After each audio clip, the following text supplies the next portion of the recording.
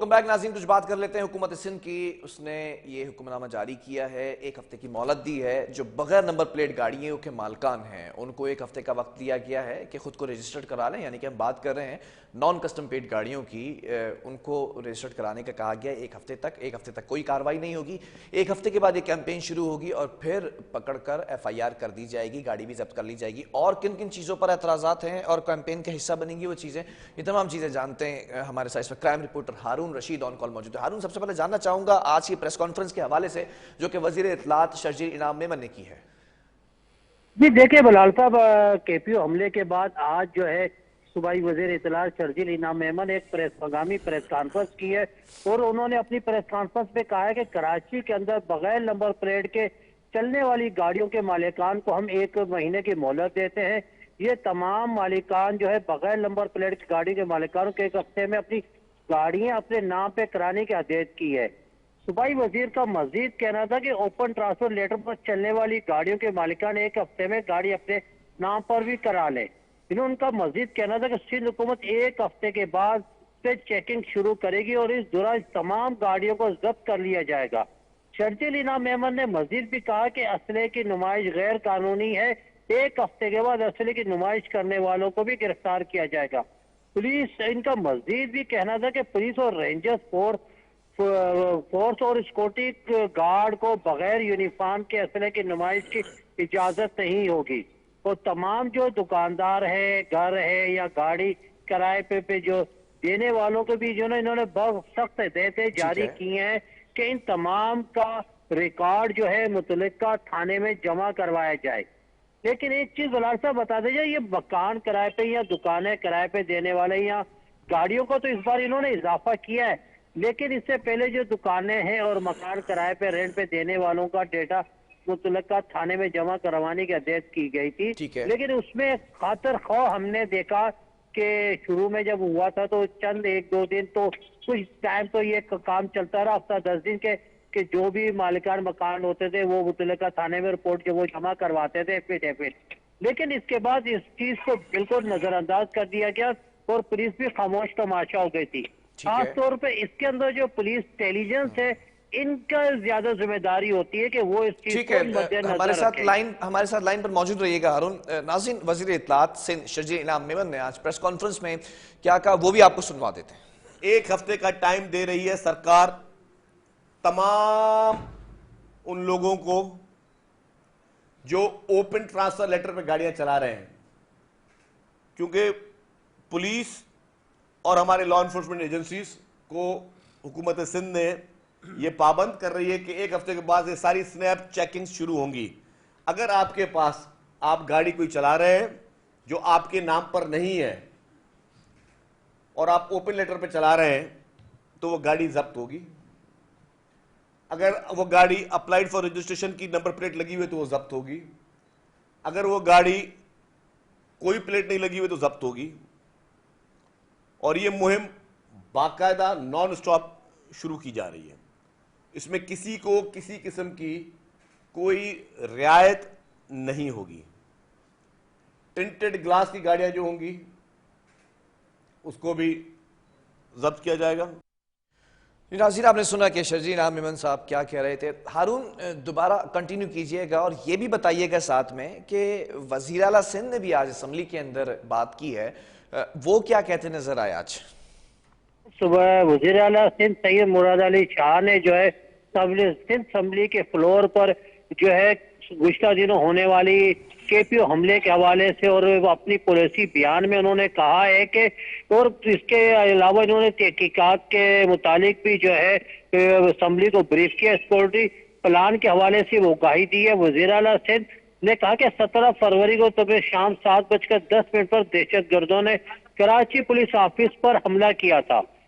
इन्होंने हमले और इसकी तबक्कारियों के हवाले से उठाए गए इकदाम और कामयाब ऑपरेशन के बारे में तफसीली गुफ्तगू की।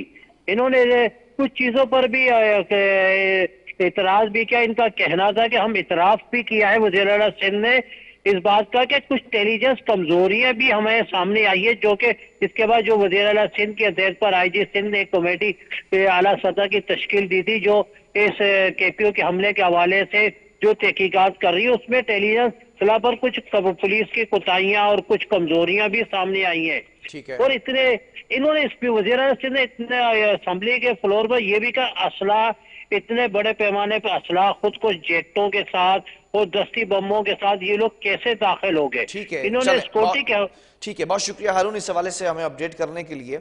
और आपने देखा कि आज शर्जील मेमन ने प्रेस कॉन्फ्रेंस की, वज़ीर ने भी बात की है, तमाम चीज़ें इस तनाजुर में की गई हैं। केपीओ के अंदर जो हमला हुआ था केपीओ ऑफिस पे, ज़रा कुछ उस पर भी बात करेंगे।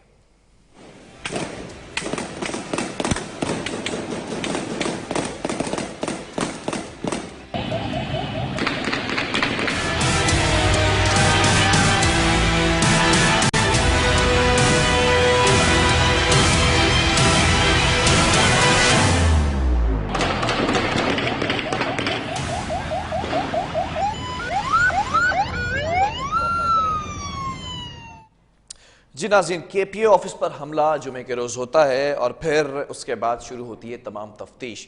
जुमे के रोज़ भी हमने आपको बताया था कि जिस तरह से 3 एहलकार शहीद हुए थे और 15 के करीब ज़ख्मी हुए थे और 5 दहशतगर्दों की बात सामने आ रही थी जिनको जानों वासिल कर दिया गया था। सिक्योरिटी फोर्सेस की बरवत कार्रवाई थी। उसके बाद तफ्तीशी टीम बनाई गई। तफ्तीशी टीम के अपने जो फाइंडिंग्स की हैं वो तमाम चीज़ें आज आपके सामने रखेंगे। Chief reporter Asad Zaidi on call मौजूद है। असद, सबसे पहले जानना चाहूँगा, तफ्तीशी टीम बनाई गई, उसमें कौन कौन से अफसरान मौजूद हैं और क्या फाइंडिंग्स हुई हैं? ठीक है, दोबारा हमें जो है वो ज्वाइन कर चुके हैं। बहरहाल असद जैदी हमारे साथ इस वक्त ऑन कॉल मौजूद हैं, चीफ रिपोर्टर। असद, जानना चाहूंगा चीफ जो इस वक्त कमेटी बनाई गई थी केपीओ ऑफिस पर दहशतगर्दी के हमले के बाद, उसमें कौन कौन से अफसरान मौजूद है कमेटी में और क्या फाइंडिंग्स हो सकी हैं? जी देखिए बिलाल, जुम्मे को होने वाले जो वाकया था सीसीपीओ ऑफिस के ऊपर हमले का, उसकी एफआईआर दर्ज कर दी गई और उसकी जिम्मेदारी ले ली थी तहरीके तालिबान पाकिस्तान ने। और उसके बाद उनके खिलाफ जो है हसास इदारे, पुलिस, रेंजर्स और फिर हसास इदारों ने भी अपनी हरकत में आ गए और फिर जो इंटेलिजेंस बेस्ड मालूमात है उसकी बुनियाद पर जो है वो इंफॉर्मेशन जमा करना शुरू कर दी।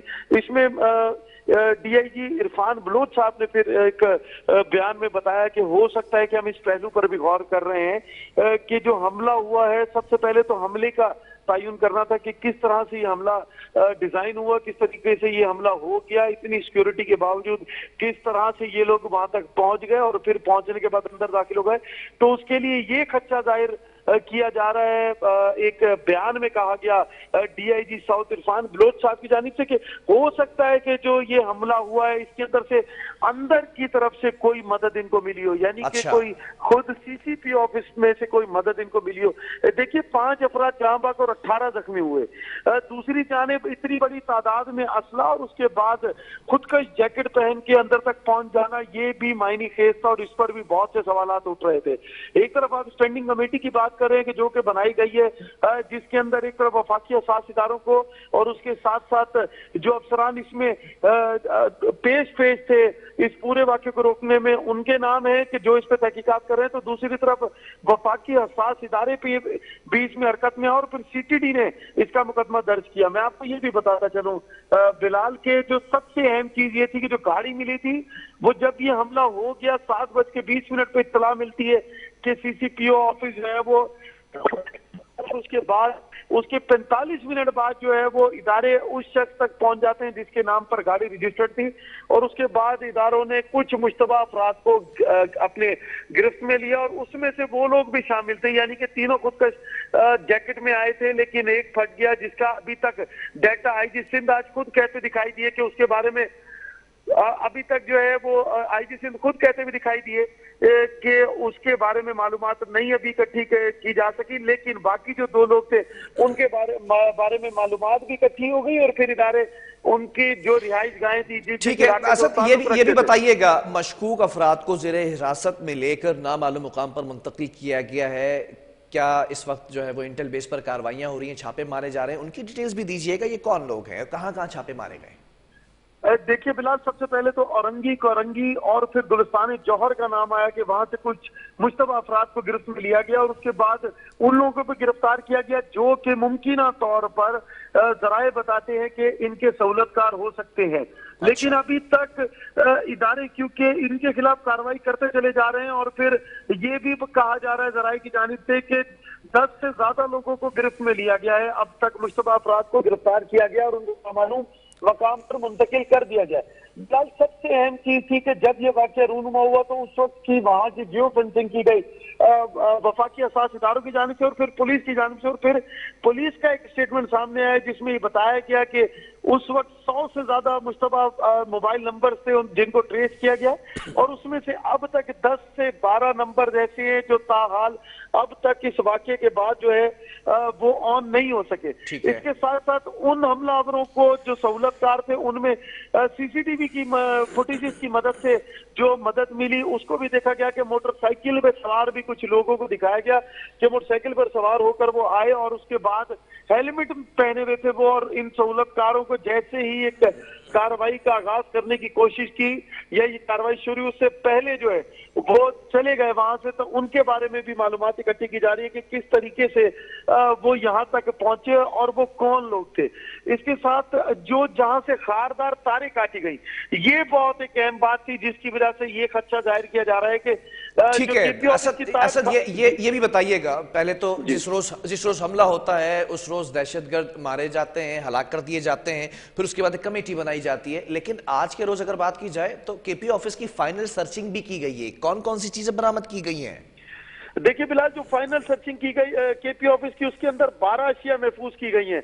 जो रिपोर्ट अभी तक आई है फाइनल सर्चिंग की उसमें 12 अशिया, जिसमें एक हैंड ग्रेनेड, प्लास्टिक बैग है जिसमें 2 नए पिस्टल, बमा मुकम्मल एसेसरी जो उसका साजो सामान होता है वो है, 9mm की गोलियों के पैकेट हैं, एक खंजर है, और फिर जो मुमकिन तौर पे बताया जाता है कि सोनी का एक डिजिटल कैमरा है, फिर उसके साथ एक स्मार्टफोन मोबाइल फोन भी मिला है, इसके साथ 2 घड़ियां हैं, इसके बाद एक पर्स जो कि मर्दाना पर्स बताया जाता है वो है, और चली भी और बगैर चली भी 210 के करीब गोलियां हैं। 12 अशिया ऐसी हैं जिसको फाइनल सर्चिंग के बाद जो है महफूज किया गया, और उसमें ये तमाम अशिया हैं जो फाइनल सर्च के बाद जो है जिनका बताया गया कि इनको महफूज कर लिया गया और इस पर भी तहकीकात की जा रही है। इसके साथ साथ दस्ती बम के टुकड़े भी हैं, और इसके बाद खुद का जैकेट का जला हुआ कपड़ा भी है, और इसके साथ एक जला हुआ बैग भी है जो खुद का मुमकिन तौर पर खुद का हमलावर ने पहना हुआ था। इसके साथ एक यूएसबी है, और उसके साथ जो पिस्तौल होल्डर हैं यानी कि पिस्टल टांगने वाले जो होल्डर्स हैं वो भी रिपोर्ट में बताया गया कि यहाँ से मिले।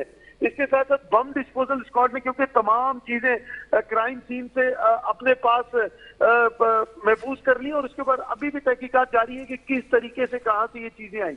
बिलाल, मैं आपको ये बताता चलूं कि ये हमले को होने के बावजूद, आज इतने दिन गुजरने के बावजूद भी तीसरे हमलावर के बारे में ताहाल कोई बात या कोई शिनाख्त उसकी नहीं बताई जा रही, किया जा रहा है। ठीक